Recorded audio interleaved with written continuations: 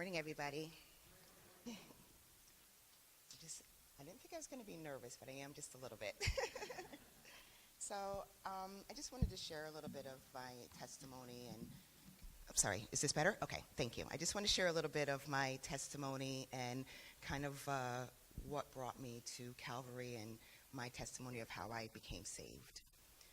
So I would say probably for about the last 10 years, I was going through a really difficult time in my life, emotionally, physically, and really spiritually.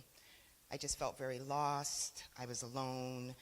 And I just really prayed a lot for a change to happen in my life because I just really felt like I was hitting rock bottom.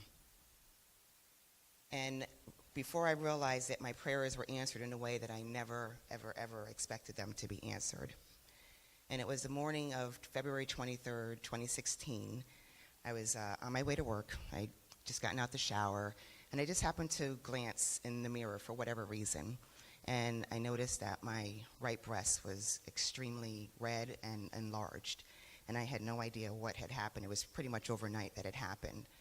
So I went to see my GP that night. She had suggested that I go see a surgeon to kind of check it out, see what's going on. I went for a mammogram and an ultrasound 2 days later. And I was in there probably about a good hour and a half.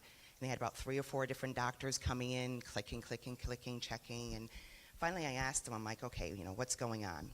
So they turned the screen around to me and kind of had the image of my breast and had one little small white spot in the middle, and it was all black around the outside of it. And the doctor just pointed to the white spot and asked me, he's like, do you see that white spot? And I just looked at him. I said, oh, please don't tell me it's cancer. He's like, no, all that black around it is. So right from there, I went to see the surgeon. They took a biopsy of it. I was on my way to traveling that week when I actually had the biopsy, and I was only gone for about 3 days. And for the 3 days that I was gone, the redness in my breast had gotten so large and so big that I wasn't able to wear my shirts for the 3 days I was there. I had a lump that was under my arm that was so large I was not able even to put my arm down. So when I came back and I had a follow-up just to confirm if it was cancer, it definitely came back as being cancer. And at that point, I was diagnosed with stage 3B inflammatory breast cancer, which is a very rare form but very aggressive form of breast cancer. I went to see my oncologist, and throughout the times that we were doing our tests, in about a week and a half time span, it had progressed from a stage 3B to going into my liver and a spot in my lung, in my pancreas. So at that point, I was diagnosed with stage 4B metastatic HER2 positive inflammatory breast cancer. Because it was moving so quickly, they really wanted to start chemotherapy right away. So I went for my biopsy for my liver. I had surgery to get the portacath implanted and then started chemotherapy the next day. And this all happened in about 3 weeks from the time I originally saw the spot. I went through 5 months of really intensive chemotherapy. 3 months out of the 5, it was every week. And the last 2 months, it was every other week. During that time, I lost all my hair, my nails, my fingernails, my toenails, they turned black, they fell off. My inside of my mouth and my tongue turned black. I blew up like a balloon. I couldn't walk. I could barely talk. I couldn't eat at all. But I had so much support from my family, my friends, and especially at my job, too. The amount of support that I received was unbelievable. I was getting cards in the mail every day, packages in the mail every day. The mailman actually was starting to come into my home with a big box to bring everything because it was so many things. My manager had set up a fundraiser for me, a GoFundMe account. It was just amazing the amount of support that I had throughout the time that I was going through the chemotherapy. And when I finished the chemotherapy, I had about a month break, and then I had to have surgery. I had 3 major surgeries in one day. The first one, they had to actually remove my thyroid because it was so enlarged because of a goiter. They weren't able to incubate me at all, so they had to remove that first. And the plan was originally for me to have a double mastectomy.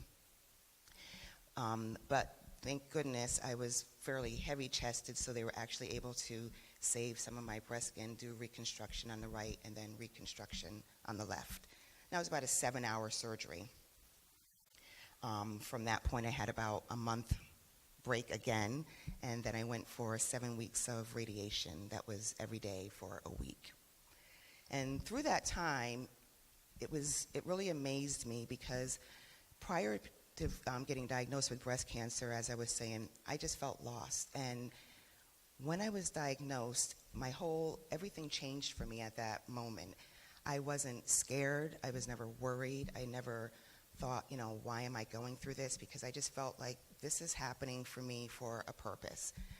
I was always, when I went to chemo, I saw everybody there and they were sick and down, and my main goal, even though I was just as sick as they were, I would just go over and talk to them, cheer them up, chit-chat, make sure that they were okay. And one day, it was last year, during the summer last year, or actually during the fall, I went on Facebook.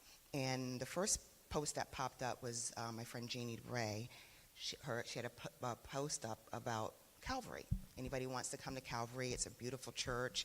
She loves it. And I had been looking for a home for about 35 years. I hadn't been to church in a very long time. And when I read that, I was like, oh, wow, that's cool. And I saw Southbury. I'm like, oh, that's far. That's kind of far for me. And Sundays for me was always in my pajamas, staying home. I never left the house. So I read it, and I kind of scanned through it. And when I went onto Facebook again, about 10 minutes later, her post popped up again, the very first post. So I said, all right, this has got to be a sign. Let me look into this. So I texted her, and I'm like, okay, I think I'll come. And a week later, I came to Calvary, and that was the big pivotal moment for me. I remember when I came and walking into the church, the first impression for me was how friendly everybody was and how welcoming. And it just really surprised me as I walked in that there was somebody there at the door opening the door. And I literally felt like when those doors opened, there was like a bright light that came and like the heavens opened up, and I was home. And I've been coming every Sunday ever since, and it'll be here next November. And April of 2018 is when I really decided to give my life over to God and really, make sure I put him forth first, because I realized in the past I wasn't doing that, which is why I was having so many difficulties. So on April 8th, 2018, Pastor John baptized me, and that was the best day of my life. I literally went under that water, and when I came out, I just felt every negative, every bad, every anything was gone, left in that water. And ever since then, I can honestly say that my soul has been fulfilled, complete. I'm happy, the happiest I've ever been. I'm always smiling. I feel good, and it's genuine. It's not, a fake smile, and as soon as somebody turns away, I'm like, oh, okay, now I got to go through that again. So even though all the chemo that I've gone through, unfortunately, did not kill the cancer that I have, it did. So far, the cancer in the breast looks like it has gone away, but the cancer in the liver has not. And it doesn't seem like it's going to, and because it's in such a particular spot, surgery is not advised, radiation is not advised. So I still go for chemo every 3 weeks, and it's pretty much going to be probably for the rest of my life that I have to go. I have my good days, I have my bad days. It still wears me out, it still makes me sick.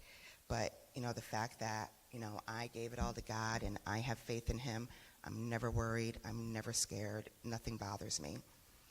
And, I just truly believe and have faith that God is my Savior, and he will lead me to where I need to go, and I just need to follow. So I just want to close with one of my absolute favorite quotes from Rumi that I believe that really stands for me as a person. And it says, I am not this hair, I am not this skin, but I am the soul that lives within. Thank you.